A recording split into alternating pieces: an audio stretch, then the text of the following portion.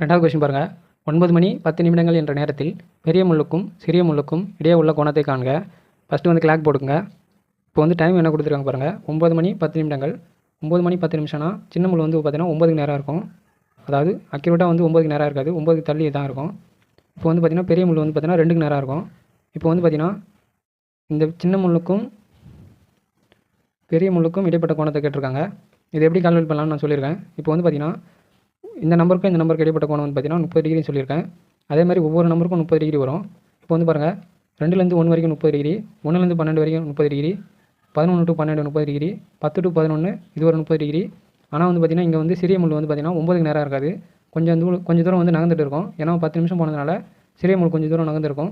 இது சிறிய முள் நகர்ந்த தூரத்தை கண்டுபிடித்து தான் நம்ம வந்து ஒரு ஃபார்முலா யூஸ் பண்ணுறோம்.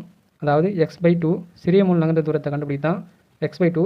இப்போ வந்து பார்த்தீங்கன்னா எக்ஸ்னா ஒன்றும் இல்லை, அதாவது எத்தனை நிமிஷம் நான் போயிருக்குன்னு சொல்லிட்டு பார்க்கணும். அந்த நிமிஷத்தை /2ன்னு போட்டுங்க. 10/2 இது வந்து பார்த்தீங்கன்னா 5 டிகிரி. அதாவது சின்ன முள் வந்து 5 டிகிரி நகர்ந்துருக்கு.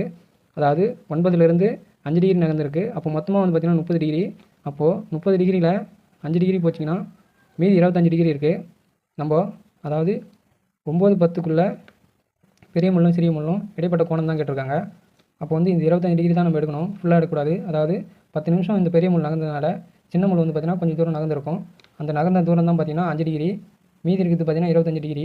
இதுவும் ஆட் பண்ணி போடுங்க. இப்போ பாருங்கள், 9லேருந்து 10 வரைக்கும் 25 டிகிரி, ப்ளஸ் 10 to 11 வரைக்கும் ஒரு 30 டிகிரி, ப்ளஸ் 11 to 12 ஒரு 30 டிகிரி, ப்ளஸ் 12 to 1 ஒரு 30 டிகிரி, ப்ளஸ் 1 to 2 ஒரு 30 டிகிரி. இது மொத்தமாக ஆட் பண்ணி போடுங்க. 30 30 4 12 120 டிகிரி ப்ளஸ் 25 டிகிரி. மொத்தமாக வந்து பார்த்திங்கன்னா பெரிய முள்ளுக்கும் சிறிய முள்ளுக்கும் இடைப்பட்ட கோணம் பார்த்திங்கன்னா 145 டிகிரி.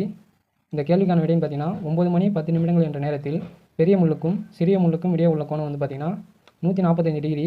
இந்த கேள்விக்கான விடைன்னு பார்த்திங்கன்னா 145 டிகிரி.